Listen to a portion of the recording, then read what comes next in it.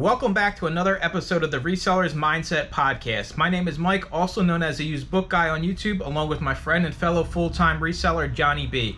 We help people start and grow their reselling businesses from the ground up. We also have a weekly Zoom call and private Discord for all YouTube members. Head on over to youtube.com/usedbookguy to join the channel and gain access to the full-length podcast, Zoom call, and private Discord today. Let's get into this week's episode. What is up, everybody? Welcome to episode 39, Resellers Mindset Podcast. Mike hanging out with Johnny B as always, and we have a very fun topic today. Johnny B's excited about this one, so we're going to talk about why most of you listening to this that are resellers probably won't be reselling this time next year. It's a harsh truth that I think a lot of people are. I think it's just going to happen for a lot of people. I don't know. Like, it's been in my mind all week long. And I'm just like hearing different businesses, different types of reselling businesses. It seems to kind of be the consensus here that a lot of people are already starting to fall off the wagon. So I'm going to let you just run away with this. I'm just going to chime in because I got a lot to say too. Well, I know a lot of people in the reselling business beyond media. Everybody's noticing a down dip. I mean, beyond the summer, sales are down in general between last summer and now. However, because of that, a lot of people are scrambling, trying different things, making adjustments when they don't need to. Like, oh, I'll try this. This will work. No, it doesn't. Oh, no, I'm so sad now. My sales are still down. And then you have the people that are not adjusting to the price changes of things between the post office, your platform fees, your cost of good fees have gone up if you've been paying attention lately. And they're not making the adjustments for that or finding better sources to counterbalance that. Also, gotta watch especially in Amazon, the trending market. What is your market actually buying? They're not buying the same things they were last year. And that has a lot to do with like your news cycle stuff, what people's interests change over time. Wait a minute here. So you're basically saying people don't understand what it takes to run an actual successful business. Correct. They don't.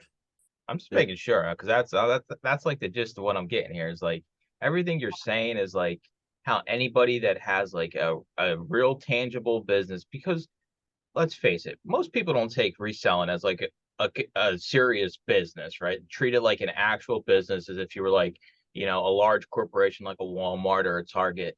People don't treat these reselling businesses anywhere close to being a serious kind of profession business type. And I think that's like kind of what you're hitting at is like, you can't just shoot from the hip anymore. I think them days are long gone. It's not the Wild West anymore. We could do anything and everything and it'll probably work. That's not the case. The consumers have, well, not necessarily caught on. It's just there are resellers that know how to resell as a business now, opposed to let's just figure this all out together, because there's no handbook at the very beginning. This is like 10, 15 years ago. Now things are kind of standardized on what and how you should sell. And if you're not playing with that game or going above that, doing what people aren't doing, that have never been tried before, being innovative, I don't see you making it, honestly. How do you feel about a little reseller blaming a bigger reseller as to the reason they failed? For example, say, maybe because they priced their items lower than I can because they are a large reseller and they can get it for cheaper than me, or maybe they have a different process where they can list quicker than me. Like, what's your take on that? Because mine is, listen, whether you're small or large, we're all in the same pond. And, at the end of the day, you don't have to be super large to be successful. You just got to be smarter than the bigger person, the bigger guy. No, I think you nailed it there. I mean, one, I think that person that's thinking this and blaming is not adjusting, and therefore they will be incapable and successful. They will go out of business. So, okay, fine. You sell Nora Roberts books. Hey, Nora, we love you and all. But what makes you different from all the other Nora Roberts sellers? What sets it out? Is it more item specifics? Is it a better price? Well, if you're playing about the price, well, you can't play that game. Okay, maybe I'll put 10 Noras together. There's nobody doing lots of Nora. Okay, now you're something different. Or maybe I'll put first edition Nora Roberts together. you got to find an angle where you're doing something different than your competitors. I don't care what the angle is, as long as there is an angle. Price, how you do the listing, the quantity of the items in the listing, the rarity and scarcity. When I said first edition, maybe you get into signed Nora Roberts. I'm sure there's a market for that. She's a loved woman because I see so many of her all over the place. She gets around. I do like the idea of like we talk about it all the time, like not even just on this podcast, like when we do our weekly calls and everything, like you have to differentiate yourself in some way, shape, or form. The copy paste stuff doesn't work anymore, unfortunately. Like, and I'm curious what your take is on what I'm about to say is, do you think a lot of these whiners and crybabies and people that aren't going to be around in a year from now are people that got on the reselling train when it was like prime time reselling and everybody was inside shopping online and like you could list anything and it would basically sell? Like, because a lot of people now, they look at the results they had during those, lockdown times and compare it to now, and they're like, oh my God, like why does eBay even exist? Why does Amazon even exist? I'm not getting a tenth of the sales.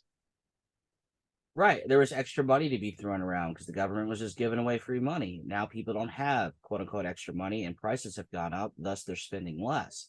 And so if you join during that wonderful, probably the best time of reselling, honestly, and you thought that was going to be the standard, I'm sorry, this is now the reality check. Yeah, your sales are lower because there's no extra money to be spent. And unless the prices of income, aka jobs, go up drastically to counterbalance the rising prices of consumer goods, it's going to stay this way. I do kind of want to circle back to what you said is like almost like you need to have a business sense. And whether you're part-time or full-time, because we got plenty of part-timers that treat their businesses like a real business. They probably treat it more serious than a lot of these full-timers do. And I do think this is kind of what's gonna separate you from whether you're gonna survive this, because do you know what your average buy cost is? Do you know how much your packing material is? Do you know how much you're paying for shipping? Do you know when shipping's going up? Do you know what it's going up to? Like, people don't even like, I guarantee you if we just did like, like how like the late night shows used to go around on the streets and ask people questions like, hey, who's the president of the United States? Like things like that. Like if we just went to like a reseller convention, maybe that's what I'll do. Maybe that'll be the first reselling convention I go to. And I'll just stand outside and ask people the most basic reselling questions. And I bet you it'll turn into a comedy skit real quick, because a lot of people, they don't know how much a bubble mailer they use costs. Oh yeah, I ship all my stuff in nice boxes. Okay, well you're selling a $6 book and you're putting it in a $2 box. You're filling it with brown paper. You're tissue wrapping the thing. I mean, guys, listen, I'm all for taking care of the customer, but at the end of the day here, you have to be conscious of your business costs. And like, I know you are real particular about keeping track of, hey, how much does this size box cost? How much does this size box cost? And like, I don't know, do you think like that's going to be a huge separator from the people that fail to the people that succeed? 100%. And I'll comment more on that in a second. I sent Mike something very early on when we first met. I think he may or may not remember. It was a very complicated Excel sheet, but it was my cost breakdown on eBay. And I just pulled it up here. And it literally tells me what the minimum price I can accept on it. I made it do it. I mean, Excel is a little complicated, but still. But what we have in here, I have the different shipping cost. It factors in the poundage. It includes the shipping weight of the item itself, or the packaging it is. But I also have my cost of goods, my final value fees, my promoted listing standard fees, my shipping label costs, my shipping supply costs. And that includes the little piece of tape I put on there and my 2-cent stickers. I know because I put 4 stickers on it, it cost me 2 cents. It used to cost me 8, but I got it down to 2 because I started knowing, well, I saved 6 cents. But when you're doing 30 packages a day, 6 times 30 every day, it adds up. So if you don't know your numbers, you're going to screw yourself and put yourself out of business, to be honest, because everything's going up. If you don't adapt to it, like I was overpaying for stickers when I didn't need to. I was overpaying for mailers and I didn't need to. I found what worked and how to gradually raise it down. Now, there's 2 ways to make money. raise prices or lower costs. Either way, you're making money. So this one's easy because you know what you're buying. Making the money, that's the harder part, or figuring out how to raise prices or get more value out of your items. Like my listings, I'm selling $4.99 books for $12.99 because I figured out a way to do that. You gotta, back to what you were originally saying, went on my tangent there. If you don't know your numbers, either you make your money in the buy, right? But you also make it in the sell. You got to sell the item. And knowing the ins and outs of everything in between, like your cost for shipping supply, labor if you got an employee, or you're renting a storage unit, or your gas money to go out. I'm not even going to touch taxes here. Don't care about taxes right now. It's, you got to know what your cash flow actually is. It's not just money going in the bank, because you're spending money while you're making money go in the bank, and it comes out of that account, right? Question mark for people listening. This is even worse on Amazon, because you know what Amazon does? They just show you your stupid sales on the app, right? So you look at your app and you see your orange bars and you're like, wow, I sold $500 today, Johnny. And then people think they're getting paid $500 today. No. First off, you're lucky. Even if you're selling books, you're lucky if that's a 50-50 split. A lot of people out there are probably closer to 40-60. They get 40, Amazon gets 60. Okay, so that puts you down to, $220. Yeah. Your buy cost, how many of those books did you sell that day? If you sold another, 20 books and you paid $1 a piece, that puts you down to 200. Okay. Well, what about the 35 softwares you have for Amazon? Right. They all cost $20-$30 each, right? Or that $10 to send in each time for each box. You factoring that in? There are so many things that I know people don't pay attention to, and I'm going to be hot take here, right? Hot take incoming. Good riddance. See you later. Bye. I mean, at the end of the day, if you're selling on Amazon, you're selling books, you're selling media, you're a competitor of mine. And if you don't know your numbers and you're not making money, and I'll straight up tell you right now, I've had plenty of people in the past few months just completely quit Amazon, just emailed me, stopped showing up to calls, just disappeared from the Discord. Yeah. I mean, this is a business, and I try to wrap my head around, like, why would you start something and kind of just take it like jokingly, right? It's like, if you're trying to, like, have this income that you're going to rely on to some extent, whether it's, casino money, vacation money, getting out of debt money, or even people like ourselves where this is our life money, right? Everything that comes in goes to a bill, goes to our savings, goes to this, that, everything that goes on in our life, the money comes from our businesses. And we have people that come along and are just like, yeah, it's whatever, I have no idea what's going on. I'm just going to copy what you do. And listen, you can't copy anybody else's business. You can try, it's not going to work for you. And then all of a sudden it's bye-bye time. And honestly, listen, if you don't know your business stuff, then it's not for you.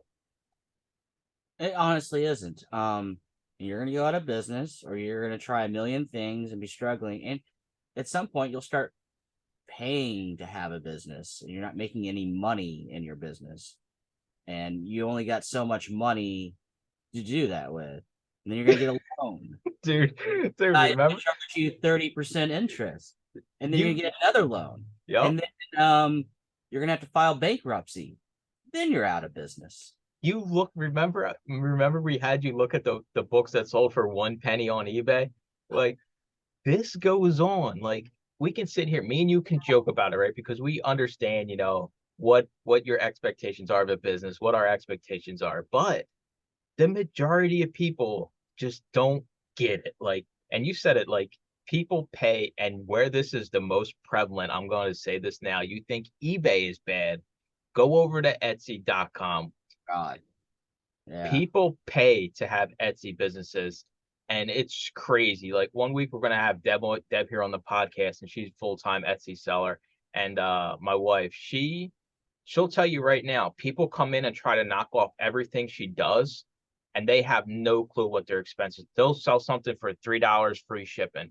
It ain't even covering the stamp to send the stuff. Like, people are dumb, and unfortunately, is the problem the barrier to entry? Is it just because anybody can do eBay? Is that the reason why we have all the people out there that say eBay sucks and it doesn't work? Is it because anybody can just start an eBay today and think they're gonna, start selling stuff? No, I mean, the expectation because of the flash, and I'm gonna blame a little bit of social media, high Instagram waving at you, Twitter a little bit too, not so much Facebook, and YouTube.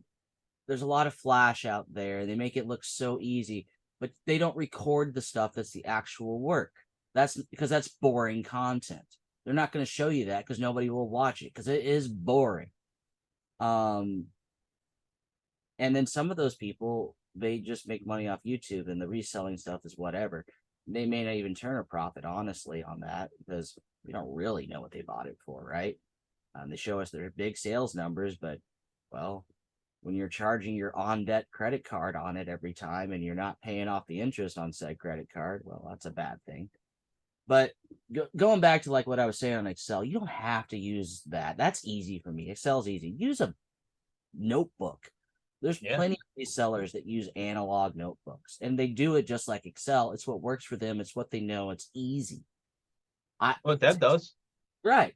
You don't need anything more complicated than that. Just write it down, track it. And then, well, here's another easy one for you. Tear that sheet of paper out and then organize them on different sheets of paper. Your cost of goods versus your income, and then compare the numbers. You spread it out on the table. Whatever works for you. But anybody can do this. You don't have to be technically inclined like Excel to do it. You can have a whole filing cabinet full of notebooks as long as you're tracking it and as long as you can understand it and interpret it.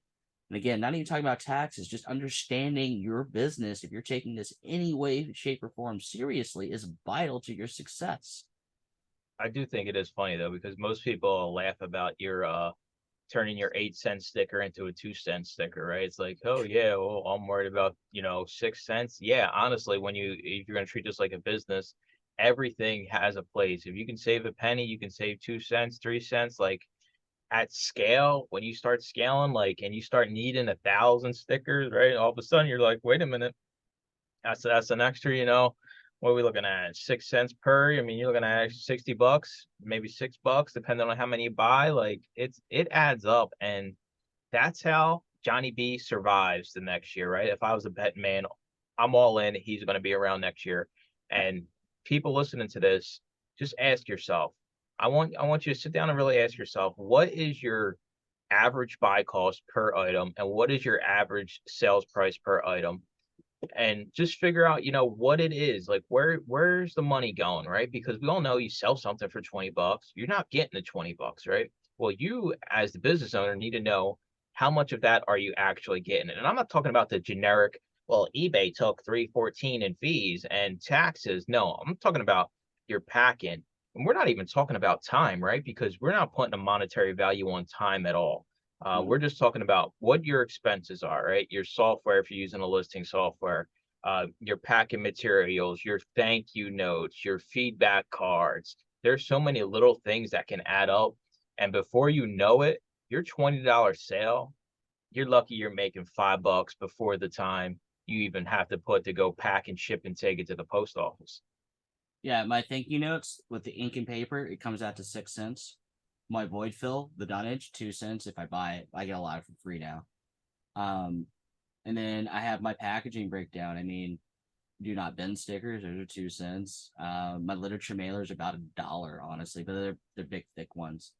The boxes actually. And then my lowest one is 36 cents for a stay flat mailer. So you're looking at $2 to $3. Do you know you're spending $2 or $3 each time you mail a package, people? Do you know that? No, they don't. Let's be honest here. Most people are not going to be able to break down what you just broke down.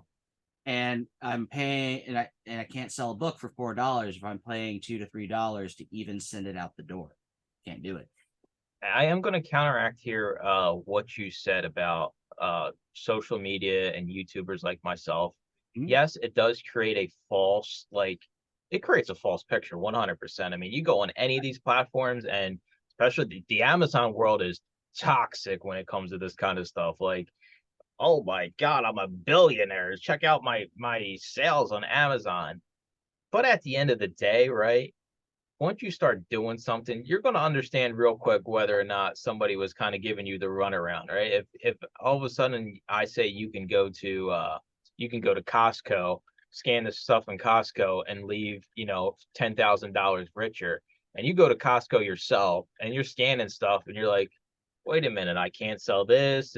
I'm going to lose money if I sell this. And it's just like, you realize real quick. And I think people don't take the self initiative to almost see if things are what people really make it out to see, right? It's like they just take, I make a video saying you can make, $1,000 selling, Hershey bars, and people will just like, instead of thinking about it, like, hey, wait a minute, let me run this business plan through my mind here. It's kind of like when me and you have crazy business ideas. Yeah. And it's like, hey, let me get somebody else who's going to say, all right, I'm going to think this all the way through, beginning to end, as a business before I even do anything. People don't do that. They just jump right in. They'll go buy the Hershey bars and think they're going to get the results. Right. And I'm gonna steer away from the social media as the biggest offender and or the YouTubers. You know who's really the biggest offender? It's the platform itself. The number they're showing you is not the actual number. It's in gross dollars, not net dollars. Every time you have to go digging around to figure out the net dollars, if it's even available. It's available on eBay, but you got to know where it's at.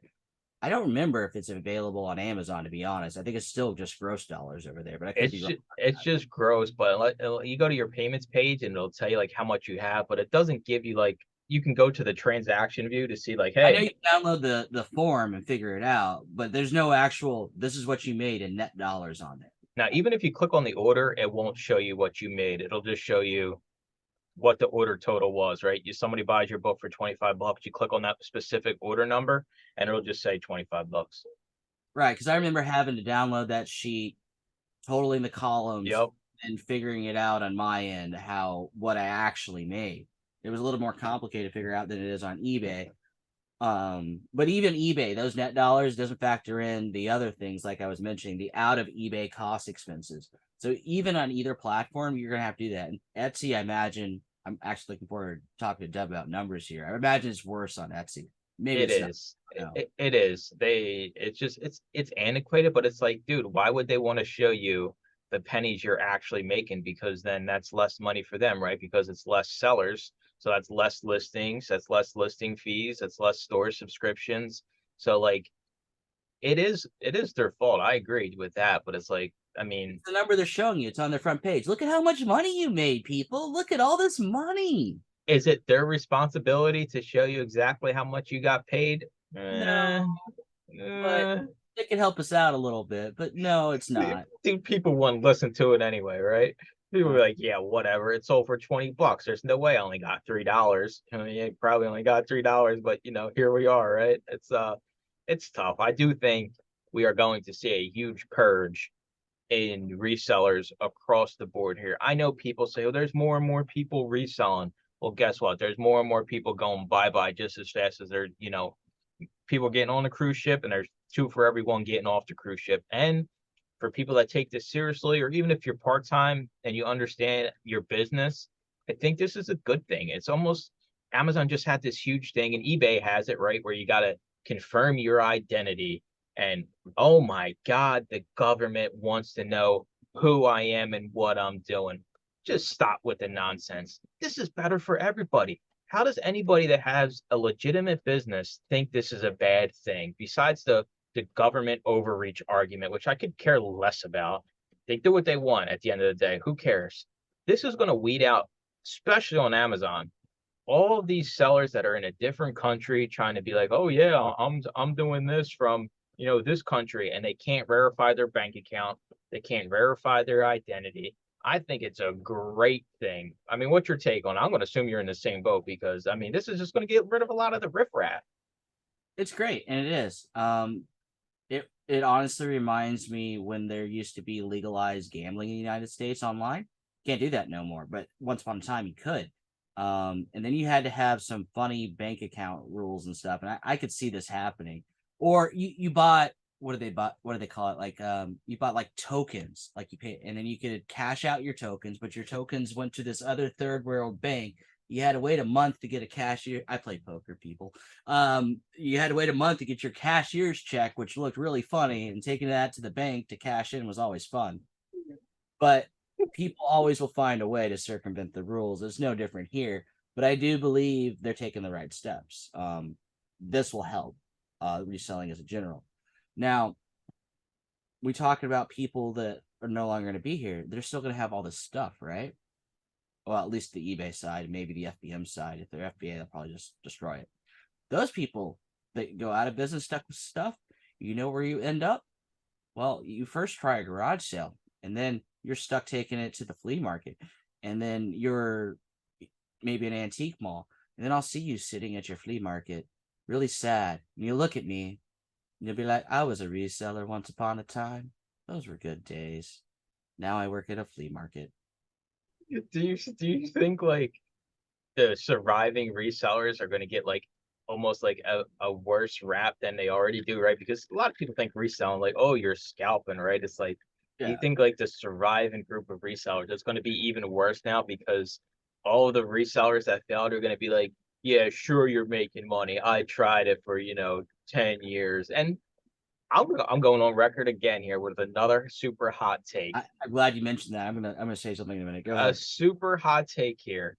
This isn't only for new sellers that came along in the past 3-4 years. These fools that have been selling the same stuff on eBay for 20 years, the same junk, think they can do things the same back when I was a 10-year-old kid and get the same results today. It don't work, you fool. And good riddance when you go bye-bye, because if you don't change with the times, you're going to be sitting in the store graveyard right next to Kmart and Sears and Bed Bath and Beyond and every other retailer that went bye-bye, because this is how I've been doing it. I've been selling books for 30 years, Johnny, and this is how I do it. And these platforms, they don't care about me. No, times change. We live in a society where things change so fast. Like year to year, we're playing a completely different game, month to month. And some of these advances, it's month to month. You never know what the platform's going to decide to do. And these people just get out of being stuck in your ways. Like, it's so counterintuitive for your business and life in general. Like, if somebody comes along with a better idea, just because you're like, well, that's not how I do it, doesn't mean you shouldn't try it and see if it works for you. Absolutely. Now, the old timer mentality, I'm so glad you mentioned this. I hear this. I'm in a couple groups and I hear this all the time. And it was really daunting to me when I first started joining groups. I'm like, okay, maybe they're right. It doesn't sound right, but they've been doing this. Well, I guess they're right. Kind of find out a lot of them are wrong, and kind of find out less than a year later, I'm farther ahead than they are, and they've been at this game 10, 20, 15 years. They haven't even made it to like the storage unit. For those who don't know, I consider there's certain phases of reselling. You start in your home, and then you go to a storage unit. Then you can make the decision if you want to build a shed in your backyard and or get a warehouse, or maybe storage unit life's for you. But those who choose to scale, well, you end up in a warehouse like me. And of course, if you're in media, that's just gonna happen. So when I'm superseding people that are still working out of their home in media, they've been doing this for 20 years. I have some question marks. Why are you doing this? You're not going anywhere, really. I think the old timers that don't get results, or people that have been reselling for a long time, they're just not going to change. I think a lot of them are going to go bye-bye with a lot of these new people that kind of, when the trend was hot, we got the trendies, and then we got the people that have been doing it forever that, are stuck in their ways. I think we're going to see, a lot of these people step out of the game. And yet again, I'm here to say, you don't know your numbers, you don't know the business, then, I mean, you probably shouldn't be doing this anyway. So less competition for me. So see you later. Bye. Right. And then in my field on eBay, I got plenty of competition, but they're so far behind me in what they're doing. And here's a fun one we haven't mentioned. I'm gonna mention it if you've not really been paying attention to what's happening as far as technology. There's this thing called artificial intelligence now, and it's going to be able to do eBay listings and adapt a lot better. So people like myself are taking note of this and, well, what can I do that the AI can't do? How can I compete with AI? You got to start asking yourself those questions and start working on that today, for when that time comes and Skynet takes over, you can still continue to make money, because technology changes. And I'm sorry, get with the times or prepared for when those times come where you're able to still survive, and not only survive, but thrive. I'm making plans for this, and I suggest you do the same. It is it's kind of like we can kind of relate it to like the writers went on strike, right? Because I can go to an AI website and they can write a book for me in 10 minutes. Well, Mm-hmm. guess what? What are you doing differently than the AI? And I do think that is a super important thing, because if it ain't the AI, there's going to be something else, right? And it's kind of like when you compare your business to like somebody that uses a listing software. Right. And How does Johnny B compete with the scanners? Well, I'm doing something the scanners can't do. exactly. And people don't see it that way. They think they can just list the same junk. And that's another thing. Since I said the word junk, all right, you're selling junk. Let's be real. I mean, Junk behind me. It's people's trash. you're selling junk. You have to get out of this mindset that you can just sell anything. And this is one of the most overhyped things. And I'm sick and tired of hearing about it. Is I have X amount of listings on eBay, and do you deserve some kind of award for having 20,000 listings on eBay? If you're doing it the right way, you already see the reward in more sales. Why would anybody else care about, if somebody's got 50,000 listings on eBay? I'm thinking to myself, why do you have 50,000? Shouldn't you be selling like 2,000 listings a day, 1,000 listings a day, 1,000 listings a month? Like, there's no way an eBay seller, especially, in media, has 50,000 listings and continuously grows their listings by 10,000 a month. And we still can sit here and say, hey, I'm not getting the results I want to get. Well, have you ever thought about the quality of the stuff you sell is just not there? And I think about it all the time being in media, because a lot of media is undesirable. Well, if it comes down to it and I ever have to switch, I'm going to sell something that's desirable. Maybe a brand. Maybe I sell Apple phones. Maybe I sell, something more desirable, because media, it's not at the bottom of the barrel, but it's pretty close. Right. I mean, here's a perfect example. Let's name some media that may or may not be valuable, and I'm sure there's people that do it. Let's talk about LPs or vinyl, or let's talk about 8 tracks, or let's talk about laser discs. Yeah, there's some money in there, but when you're in a market that is literally shrinking every year because those people and collectors are dying off and there's less people that collect them and think they're cool, well, I hope you have something beyond that to help you grow monetarily. I think you'll need more than these things. Now, LPs and records, I think they're trending up, to be fair, but I mentioned them in just for as a reference points for everybody. And cassettes. I know a cassette seller, he does pretty well, but he does what he does very well. But again, is his market growing or shrinking? These are questions you should be asking. Or my paperback book market, are they growing or shrinking? Maybe I should add hardbacks into the mix, or maybe I should go up a decade because I do older stuff, right? Well, that's why I bought my clientele is mainly from the 70s on back, but I throw 80s stuff in there because I know eventually my older buyers will, well, die off, unfortunately. But then the 80s guys will come along and they'll start buying more online. So you got to make adjustments and plans for that as your business grows, at least on the eBay front. Amazon's a little easier, I think, because you got the technology for Yeah, you. I can just start selling grocery tomorrow if I wanted to, right? Just go to the discount grocer and look things up. I got a question for you. Do you think a lot of people even start reselling because like it's fun to go to a thrift store and maybe find something for yourself, and then you see like a Instagram reel or a TikTok where somebody flips something from a thrift store for $100?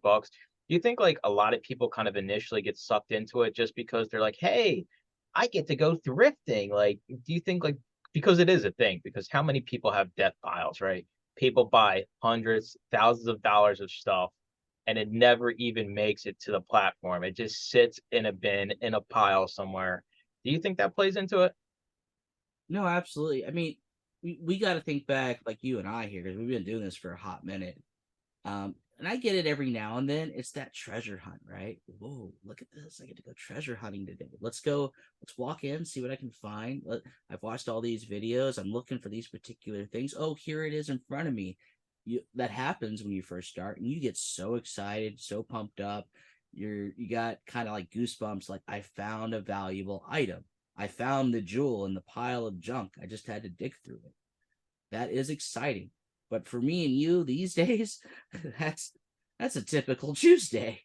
Yeah, and I think another thing we kind of can get into here is when we talk about treating your business like a business, all of the thrift stores, a lot of them are getting smarter, right? A lot of Yeah. them know that online platforms exist where they can sell their goods at a higher price. So you, Johnny B, he's been relying on thrift stores forever.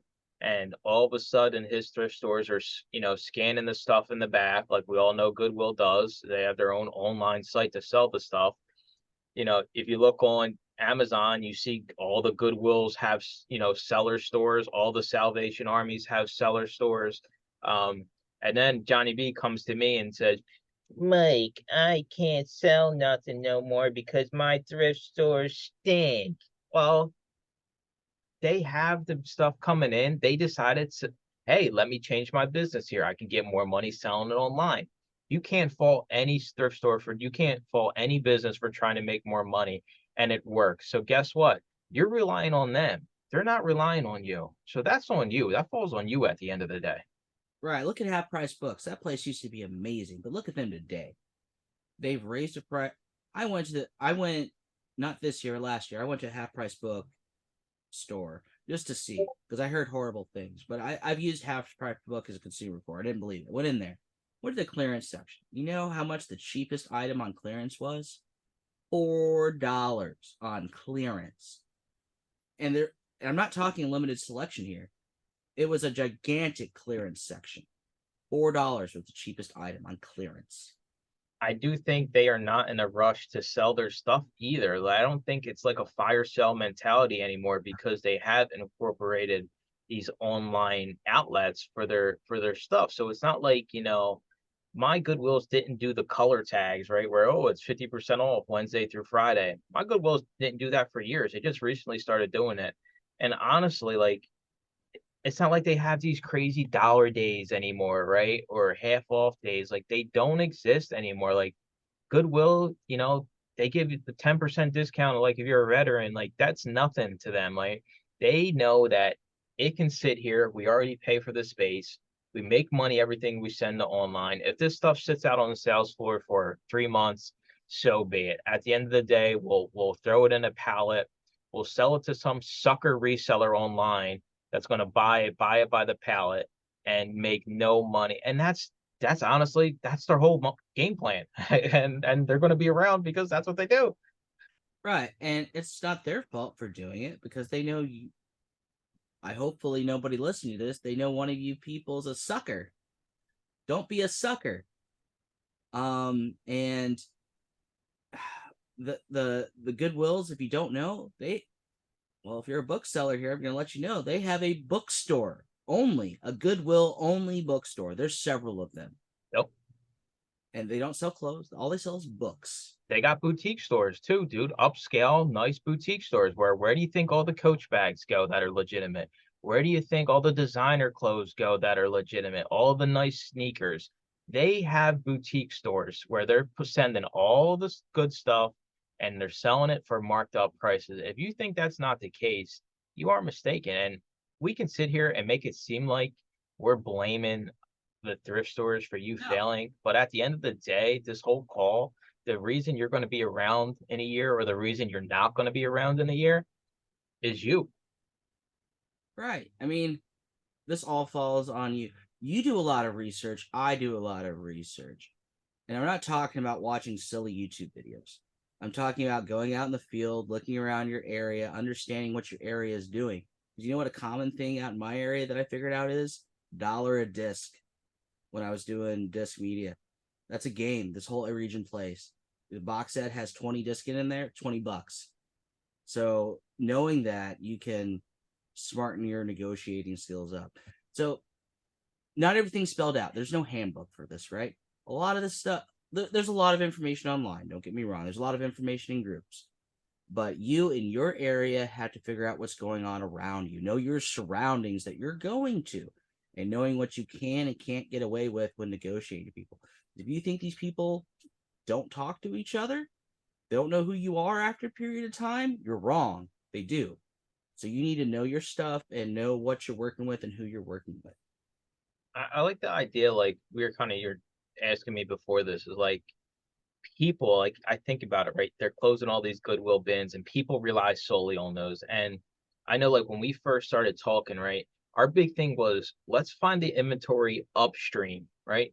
The Yeah. bins is basically the last stop before the landfill, right? Yeah. What are we doing here? Why are we at the end of the line trying to find the items instead of being closer to where the items initially come from, right? It's crazy to me that so many people rely solely on the last stop. This is the train's last stop before it goes off the tracks and crashes and burns. And you're like, sure, yeah, I'll get on the train. Like, you got to start thinking 2 or 3 steps ahead of everything else. I'm going to give you guys, well, let me ask, are we on the members part of the call now? Or We Members get nothing this week. So maybe I should mention this one. I was going to give a free one, but I don't know. this is important for everybody because whether you're a member or not, I do think this next year is going to be super pivotal and crucial if you want to survive in this reselling game and still treat it as a business and still get results, because it's not just media selling, right? I know people in all kinds of different fields: online arbitrage, retail arbitrage, wholesale, private label, everywhere. The scale is tipping the opposite way. I'm telling everybody now, there's a lot of people getting out, there's a lot of complaining, there's a lot of price tank, and there's a lot of idiocy going on out there. And personally for me, besides sitting down here and talking to you about it, I ain't worried about it because I know what I'm doing at the end of the day, and I know my sources and I know where I can go to get the stuff. So like, it is what it is to me. But I do think a lot of people don't hear the fact that in a year from now, you might not be here as a reseller. Right. So I'm not going to give away exactly what I was going to say to members only, but I'll give a variation of. What's to stop you from going to Goodwill, talking to the manager?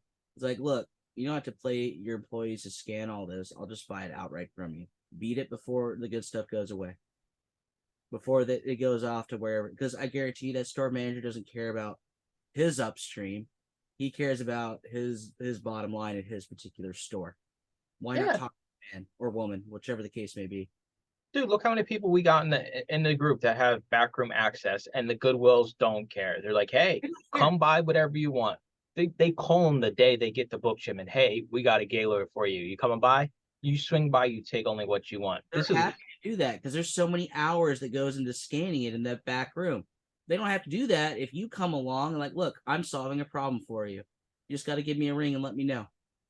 The last topic we're going to cover real quick here, and this could be a whole episode on its own, is that it takes work, and it's a lot of work. And some days it's heavy, nasty, 90-degree lifting 100-pound tubs in your front lawn type work. And even though it seems like, and this is not just for media, this is everything: clothing, shoes, electronics, it takes effort and work and time. And some days, a lot of days, are going to suck a whole lot. And you just have to realize that it's not all, roses and rainbows like you see out on YouTube and social media. It's the complete opposite. Yeah, I mean, I just spent the last 3 days running a yard sale because I do bulk buying, and I accumulate my own junk that doesn't fit my eBay store. So that gets piled up, and I have to get rid of it some way. I like to make money on it. But I got to tell you, my whole body hurts because, like he was saying, moving 100-pound, 200-pound, 300-pound carts, deadlifting stuff, moving bookcases, loading books, organized, takes all day. It's exhausting, to be honest with you, to recoup a little bit of money, but it's worth it to me in the long run. To get to, again, knowing my numbers. Well, I can make my lower numbers a little bit higher by doing things like that. Yeah, it takes a little bit of my time. I know there's going to be an argument for Well, how much is your time worth? Well, it is worth it because I've raised my bottom line all the way around from what I sell on eBay by doing that, because it changes the number game. I'm going to have to make like a mental note here. So like a year from now, we do this podcast again, and like we'll have everybody that listened to this podcast sign a petition, right? And then a year from now, we'll have everybody that listened to it sign a petition again. We'll see how many people went away, within a year's time. But I do think it is a lot of work, and I think a lot of things, honestly, a lot of it I see on YouTube. A lot of these clothing sellers, like you said, they don't show the glorious stuff of ironing clothes, cleaning the clothes, cleaning the shoes. And it's like, guys, you just see them picking their orders. Like, if you only knew the amount of work that went in from sourcing it to listing it, not even selling it, like Yeah. that's where 90%, 95% of the work is. Like the 5% of grabbing it and packing it is nothing.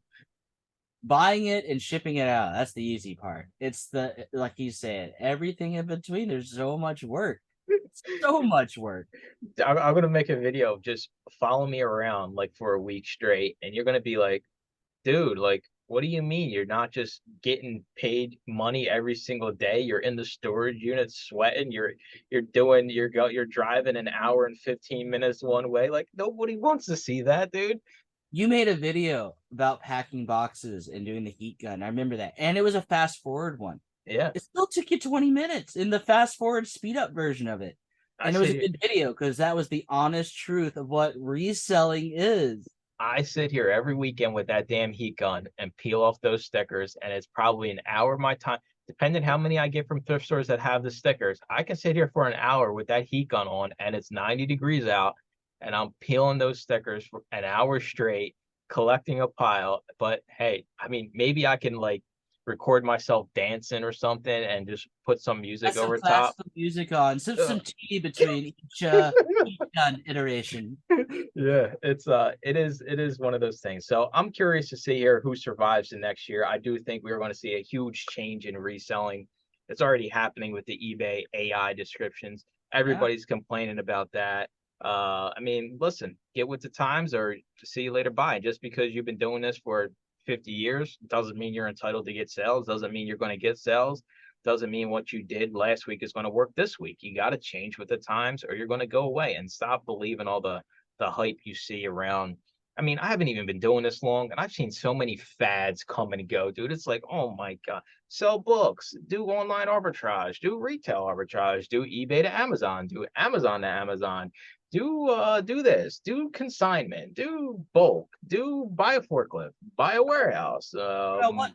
Yeah, I mean, buy a rental property, buy Airbnb, rent your cars out. I mean, I've seen so many things come and go just in the past 2 years alone from really paying attention to like the trends on social media when it comes to reselling. And I think that's going to be the next one. Is going to be trends with what to do with the money you make from reselling, because I think it's already headed that way. It's no longer going to be like a reselling trend, like do this business model or do that business model. It's going to be like, well, what you should do with your reselling profits. Like, I think that's going to be the new trend here. I'm calling it now. Reseller investment portfolio. I like it. I'm just saying. So as always, we appreciate you listening, and we'll talk to you in next week's episode.